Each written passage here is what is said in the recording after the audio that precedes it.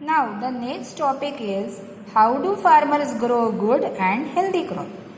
अभी फार्मर्स जो है अच्छा और हेल्दी क्रॉप मिलने के लिए क्या क्या करते हैं वो अभी हमें देखना है.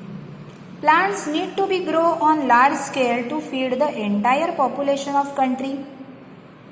प्लांट्स को ज़्यादा से ज़्यादा ग्रो करेंगे, लार्ज स्केल में ग्रो करेंगे, तभी हमारे कंट्री की जो इतनी बड़ी पॉपुलेशन है उनकी जो खाने की जो ज़रूरत है वो फुलफिल होगी.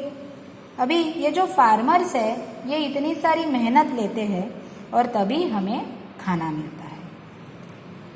अभी for a good and healthy crop farmers क्या करते हैं वो हम देखेंगे. Farmers know about the soil, climate and season for growing it. Farmers को कैसी सॉइल है, क्लाइमेट कैसा है, सीजन कैसा है, कौन से सीजन में कौन सी सब्जी या वेजिटेबल्स या फिर क्रॉप अच्छा होगा, इसके बारे में पता रहता है. After that they plug and prepare the soil. खेत में पहले प्लगिंग की जाती है, यानी खेत की जो ज़मीन है उसे एक लेवल में किया जाता है और सॉइल को प्रिपेयर किया जाता है सीड्स डालने के लिए. they choose healthy and ripe seeds for sowing. अच्छी हेल्दी एंड राइप सीड्स, पके हुए अच्छे से ग्रो हुए जो सीड्स है उनका ही सिलेक्शन करते हैं सोइंग के लिए, यानी बीज बोने के लिए. अगर खराब सीड्स अगर ज़मीन के अंदर डालेंगे तो उससे प्लांट की ग्रोथ नहीं होगी, प्लांट ग्रो ही नहीं होगा, न्यू प्लांट नहीं आएगा. इसलिए वो हेल्दी एंड राइप सीड्स को सिलेक्ट करते हैं. After that they add manure और fertiliser to the soil. Manure and fertiliser को सॉइल में मिलाया जाता है. Manure is added to soil to increase production.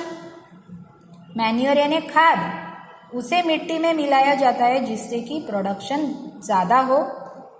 Fertilisers like urea, super phosphate, ammonium sulphate and nitrate are also added to the soil. Fertilizer, ये कुछ examples है, ये कुछ नाम है. Urea, super phosphate, ammonium sulphate and nitrate, ये fertilizers है, ये भी सॉइल में मिलाए जाते हैं जिससे कि क्रॉप की जो ग्रोथ है वो अच्छे से हो. However, overuse of chemical fertilizer can be harmful for the soil. But अगर फर्टिलाइजर या फिर मैन्योर अगर ऐड करेंगे तो वो सॉइल के लिए हार्मफुल है. They irrigate the soil. Irrigate the soil इसका मीनिंग है कि जैसे प्लांट्स की ग्रोथ के लिए हवा, सनलाइट ये सब ज़रूरी है, अच्छी मिट्टी ये सब ज़रूरी है, तो साथ ही में उसे पानी की भी ज़रूरत रहती है. तो खेतों में पानी का भी अरेंजमेंट किया जाता है. कहीं कुएं से, नदी से, तालाब से पानी खेतों तक पहुंचाया जाता है. तो ये सब प्रोसेस है जो किसान अपने खेतों में करते हैं. After that protection of crop and storage of seeds. Farmers protect the crop against. अभी खेतों में क्रॉप अच्छे से होने के बाद किसानों का काम ख़त्म नहीं होता. उसके बाद उन्हें उन क्रॉप्स को प्रोटेक्ट भी करना रहता है. तो प्रोटेक्शन के लिए वो क्या करते हैं? Grazing animals like cows and goats, this is done by proper fencing.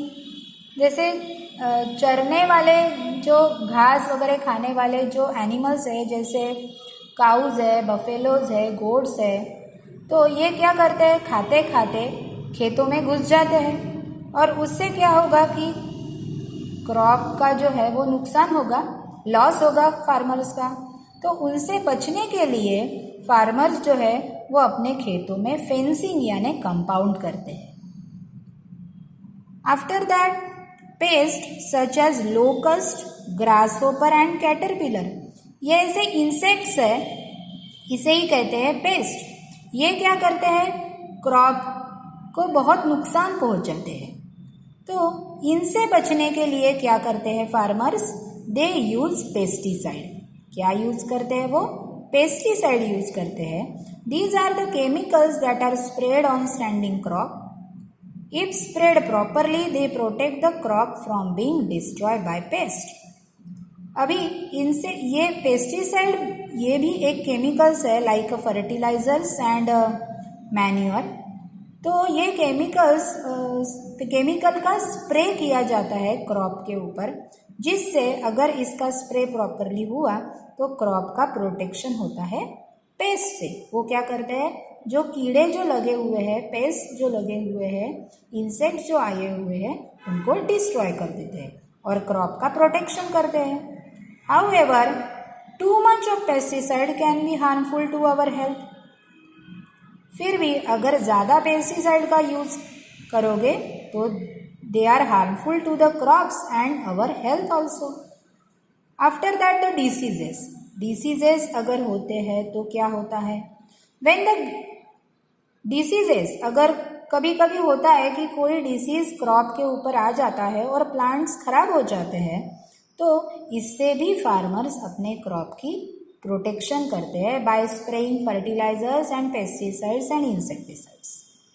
After that when the grains are ripe the crops are harvested and store.